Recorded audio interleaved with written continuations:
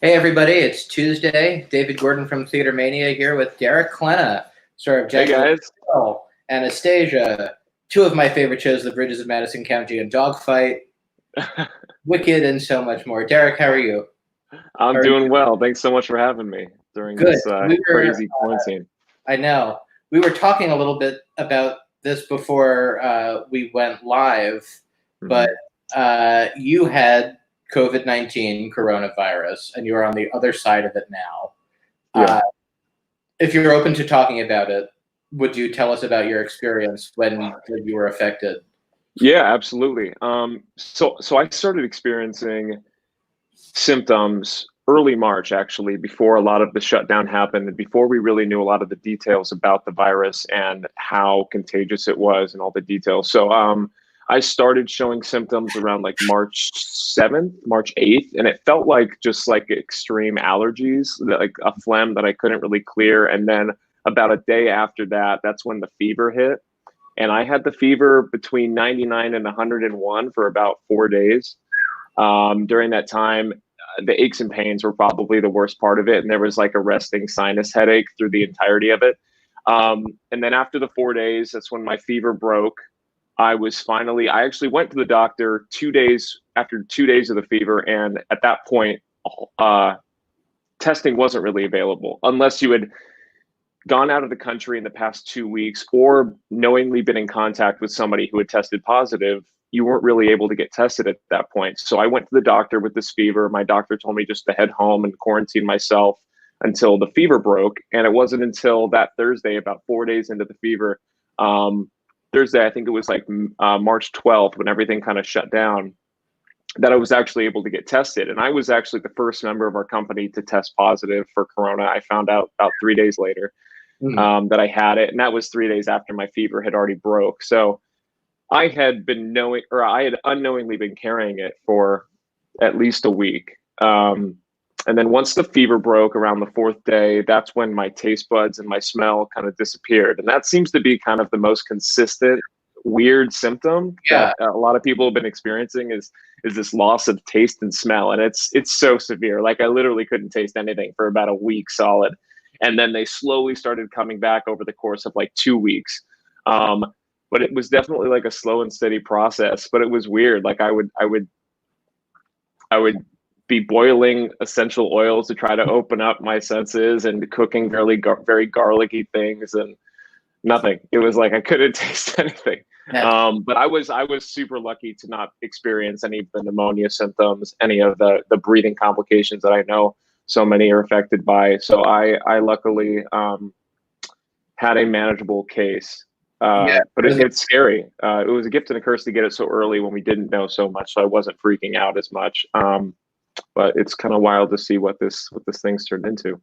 I was going to say that I guess that's technically what they call the mild end of the spectrum. Yeah, it's just a fever and a cold. I was going to say it doesn't sound particularly mild though. What was that? It doesn't really sound that mild when you think about. Like, I mean, in the grand scheme, now that we've seen how severe it can be, I guess in perspective, I had a mild case, but it wasn't pretty. It wasn't by any means comfortable. Well, I'm glad you're feeling better. This will be the last we talk about coronavirus here, because this is none of that zone. If you have questions for Derek, pop them in the comments. We'll get to them. So you're in California, you and your wife. I am in California. Yeah. We're out here visiting our families. They're both in California. We got out of New York about 2.5 weeks ago after I was a good 4 weeks past me starting the symptoms and the fever breaking. So we definitely made sure that we stayed put in New York during that 2-week grace period that they give you after your fever breaks and when your symptoms start to subside. Before we traveled out here, because it's hard in our industry. We never get this time to actually like see our families and away from work. But of course, when it does happen, you have to be careful and there's nothing really to do. But we're all hunkering down together and staying safe, and that's all we can do right now. Yeah. How are you guys spending your time? I've actually been teaching a whole lot. A lot of companies have been setting up Zoom classes, private coachings, and group classes. So that's been kind of fun to explore on how we could still be productive during this quarantining time. I actually started writing a little bit. Awesome. I've been having a few ideas about different shows that I think would make good TV. So that's kind of a hobby I started doing. Oh, cool. Early on in the quarantine process. I was puzzling a whole lot. I love a good puzzle. Cooking, and Are you guys a lot of planning for the uncertain future? Same here. Are you guys are you guys doing the bread baking? No, we haven't, but I haven't. But I'm going to shout out to my friend Ian Stewart, he's an exceptional baker, and he has perfected his sourdough loaf. Kudos to you, Ian. It's beautiful. But I know a lot of my friends have been embracing the baking, and a lot of good stuff coming out. Yeah, I'm seeing it all over Instagram. People are getting really. It was interesting. It was like Clorox and baking supplies were like the two things gone in every supermarket. Toilet paper and yeast. Yeah, exactly. What? So you guys were like fully doing Jagged Little Pill. You guys had opened in the winter in December. You guys were like, packing them in every night, and now all of a sudden, like, there's nothing. Are you guys still in touch? Are you guys still like meeting as a cast week to week? Yeah. About 2 weeks ago, we started. Our producers set like a very specific time on Fridays. We call it the Jagged Little Pill Happy Hour, and we all get on a group Zoom and drink in hand and kind of touch base with one another and make sure everybody's staying happy and healthy and hopeful. And our producers have been amazing about supporting us and making sure that we know that they're doing everything they can to get our show's ducks in a row, so that when this all does subside, that we're able to come out of it as strong as ever. But yeah, we were very lucky to have opened in the fall and had a couple months where we were luckily selling super strong and having a great run to kind of build momentum into this shutdown. So hopefully our show will be in a great place to come out of this thriving, and we're all in that mindset. Yeah, you guys really weathered the winter when so many things just started a steep decline. You guys were always packing them in, a lot of money. Yeah, we were really lucky. The audiences were responding really well to the show, and we hope that coming out of this, our show focuses around, one of the major themes of our show is self-help and healing, and how we heal from trauma. And I think coming out of this, people are going to need that more than ever. I think we can all band together to help each other heal and come out of this stronger and better than before. Yeah, I was going to say, you guys, when all of this is over, you guys have to go on every talk show in America and just perform "You Love, You Learn."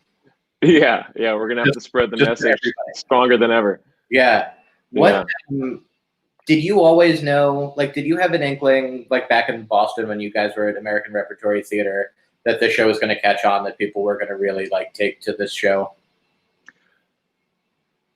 I don't think anybody knew how aggressively the audience would embrace the show. We knew that Alanis's album obviously was,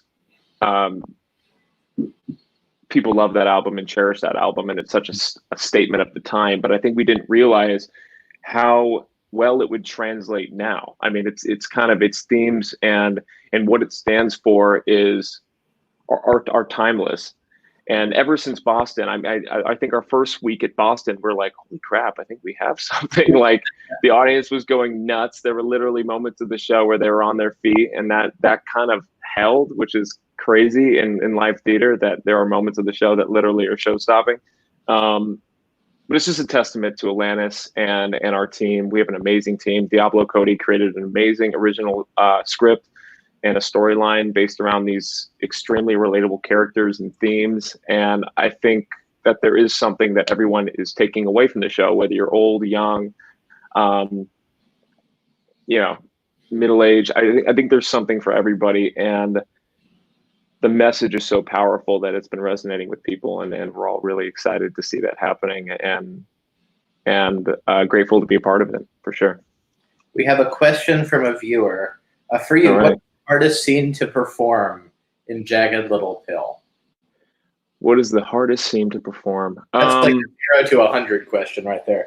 Yeah, our show deals with multiple layers of abuse and assault, and I think that there's a portion of the show in Act 2 especially where one of our characters is assaulted, and then my character happens to be a witness of that. And there's a moment between my character Nick and his mom MJ, Elizabeth Stanley's character, where I divulge that I was a witness to this event, and I'm asking for guidance and help, and we get into a bit of a brawl that's intense. It's really hard, I think, for both of us to get to that place every night. And Catherine Gallagher, who plays Bella Fox, who is the victim of the assault. It's a tough portion of the show. It's kind of the apex of a lot of what's been building up prior to that, and it's a challenging sequence to get to every night, for sure. Does it take you guys a lot to come down after the performance, or are you one of those actors who, once the show ends and you walk out the stage door, you're done? Yeah, it's kind of a process. Some days are better than others. Earlier on in the run, there was a few of us where we couldn't help but feel down a lot of the time, just because of the places that we have to go in the show. But then there's a grace period. Once you get to about 100 shows, you start to figure out your show. It takes about 100 times of doing it for you to realize that you're like, okay, this is what I need. This is my trajectory. This is how I get from point A to point B, and this is how I come down after the show. So I think we were in the show enough, and we'd run it over 100 times to kind of get to that place by the time of the shutdown came. So I think we were all feeling good about it towards the end. But everybody has their thing. I know Catherine Gallagher has a little dance off at the end of the show and has to dance it out. Everybody has their way of coming down. But I think we're starting to like figure that out and get to a good place mentally. Yeah. Someone wants to know, Brittany, sorry, Brittany, wants to know what your favorite backstage moment with Catherine Gallagher is. Oh man. Well, all of our best backstage, we did this series. Catherine Gallagher did a vlog series, and we did this on the puff where we interviewed various members of the cast and the creative team, and that was really fun. But all of the shenanigans between Catherine and I either happened before the show or in Act 1. There's a large chunk in Act 1 where we have off together, and that's where we take advantage of the tomfoolery. Right. But in Act 2, our characters kind of become more distant from one another, and to keep that honesty and to keep the integrity in the show, we purposely quarantine ourselves. We quarantine inside the quarantine. We quarantine ourselves because our dressing rooms are right next to each other, so it can get dangerous. So we have to literally separate in Act 2 and just close the doors and make sure that we don't interact, or else breaking on stage is a possibility. So the themes are too important and the messages are too important. We can't risk that. So we have to distance ourselves in Act 2. But I don't know. We rock out to like 90s music. We reflect on funny stuff that's happened in the show. I don't know. She's the best. So we become great friends. So there's always new and exciting material to joke around with. What is the first thing you do when you get new material for a show? If you're able to answer that question. I guess I'll address it as if in developing a show, it changes a lot, and you get new material, especially during the preview process. So I'll elaborate on that a little bit. One of the best parts about working in theater and why I love theater so much is the collaborative process, and especially in this, because it was a brand new story that we were all constructing together, and that Diablo was bringing new pieces to, every day. When we get the new material, we sit down, we read through it with Diane Paulus, our director, and Diablo, and we talk about it. And everybody, it was a very open space for everyone to voice their opinion and how they were feeling about the material and whether or not, they felt like this would work for their character and if it worked for the trajectory and everybody. There's so many different plot points and characters that have their own storylines, and how can we all have them go apart and then come together at the end and have it all be cohesive. So that was part of this puzzle that we were trying to figure out. But we'd sit down with the new material, we'd read through it, see how it felt, and then we put it on its feet. And I think reading through it a couple times with everybody, voicing opinions, understanding where everyone was coming from, seeing that everybody's comfortable was really important. And this process, more so than a lot of other processes I've been a part of, it was extremely collaborative. I think we were all given that freedom to voice our opinions and to be an integral part to the development process, which was awesome and super gratifying when we did finally get to that aha moment. I think we have a show.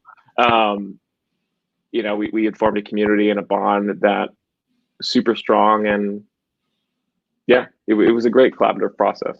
Yeah, you all look like you're really close with each other.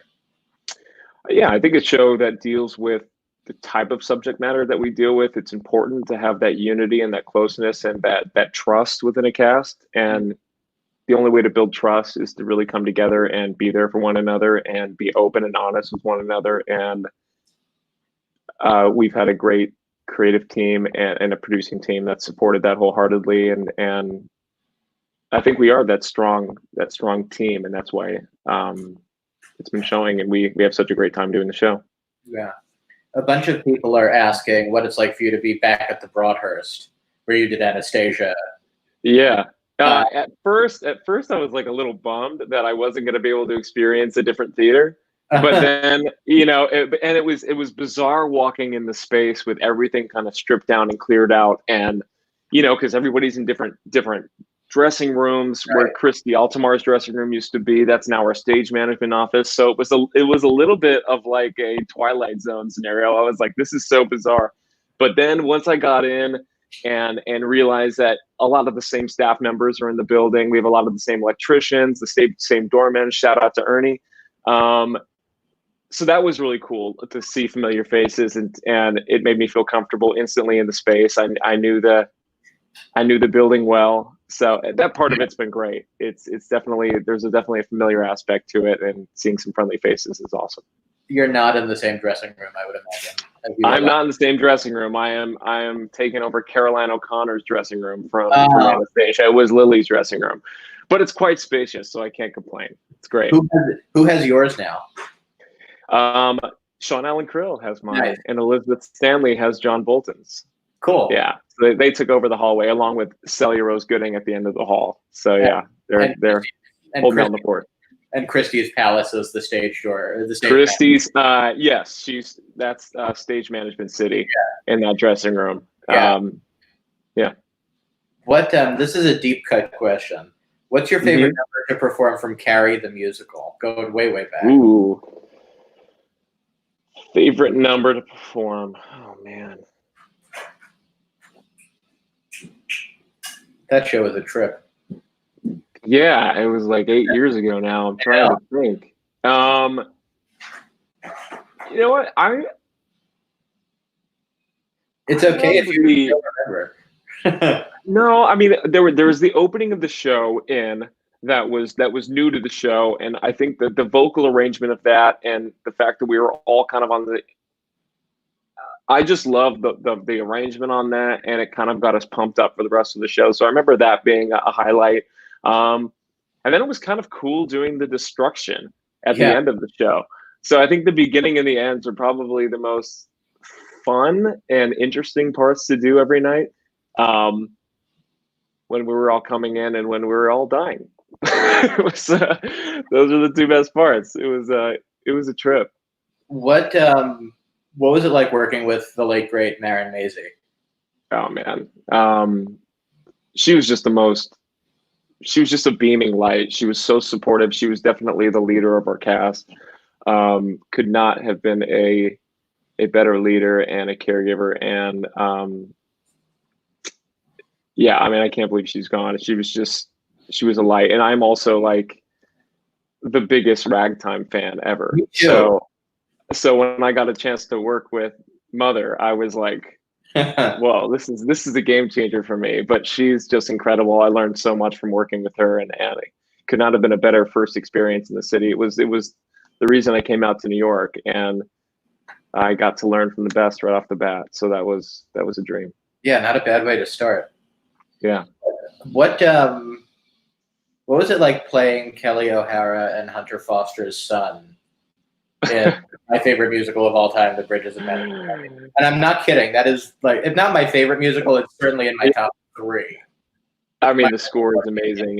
In JRB, anything he writes is a dream to get to perform and to get to be a part of the process. But yeah, playing Hunter Foster and Kelly O'Hara's son was also, I mean, speaking of learning from the best, that was another experience, getting to listen to Kelly O'Hara and Steve Pasquale sing that gorgeous score every night was just jaw-dropping. I think every performance,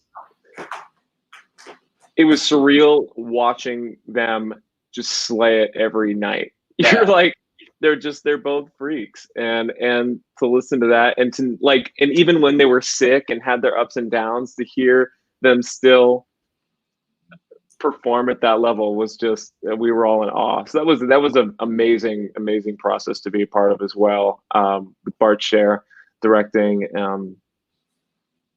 Yeah, it was another experience of learning from some of the greats and just trying to take some of what I see and hold on to it for my own new jobs and such. My fandom of that show knows no bounds. What has been the most rewarding role of your career thus far?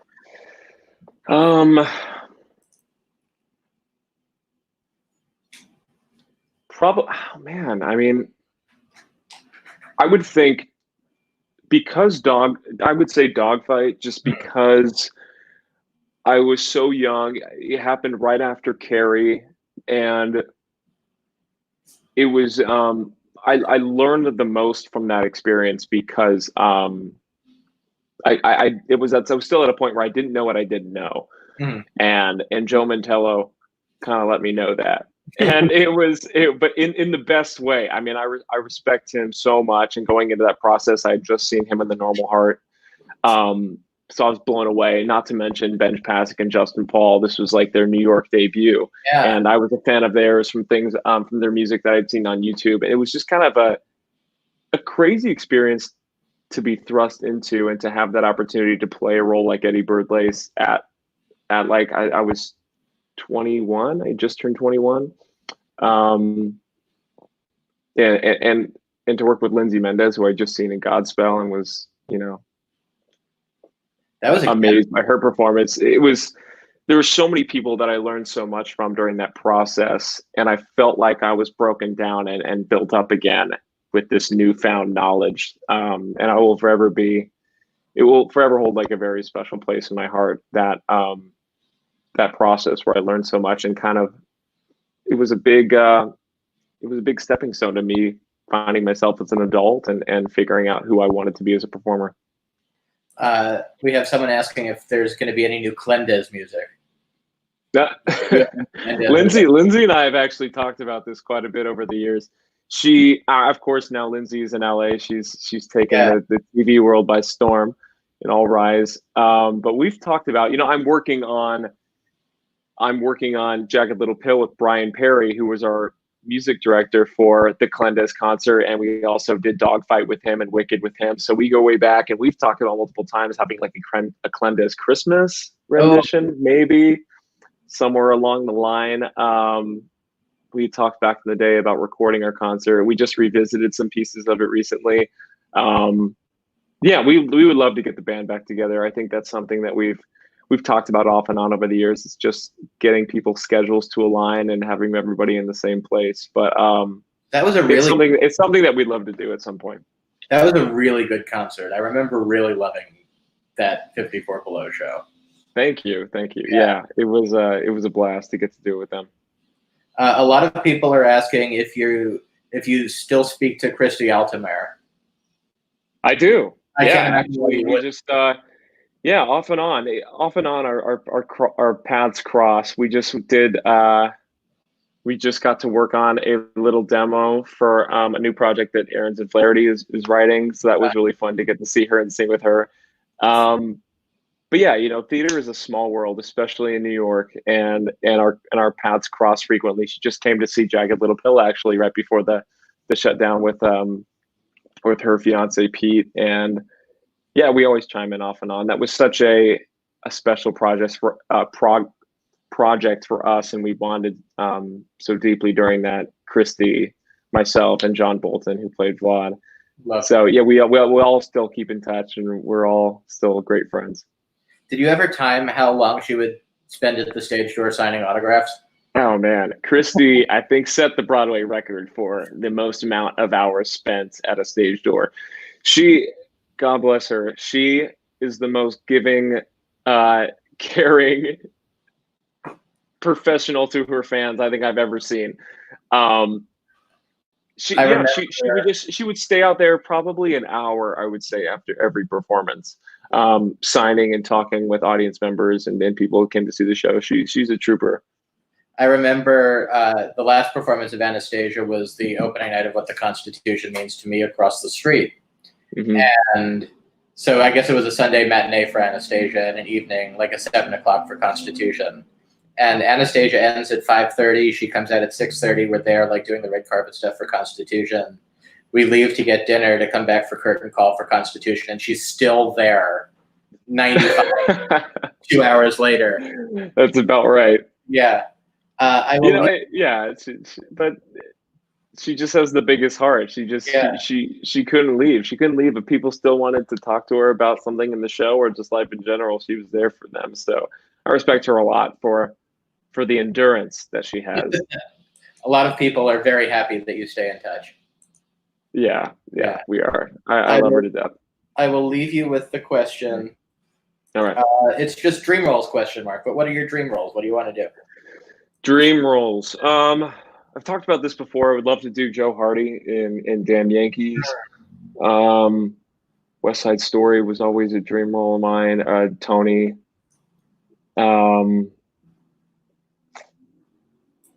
But I have to say, like, I love working on new material. So I hope that more new material and new shows come my way, and I get to develop some more shows because getting to build a character and a role from the ground up, I think, is the most gratifying and the most it's the most fulfilling experience you could have. And I'm lucky to have been a part of a couple different collaborative developmental processes. So I would love to develop a new show again. Derek, thank you so much for your time. I'm so glad you're feeling. Thank you. And I'm so glad. Yes, much better now. Back to 100. So thank goodness. And I'm so glad it looks like the sun is shining behind you. Here in New York, it's all murky out. So yeah, it's a beautiful day here in California. So the weather's definitely nice. Thanks for coming on. Have a great afternoon, everybody. We're back tomorrow at 2 o'clock with the cast of Sing Street. See y'all around. Bye.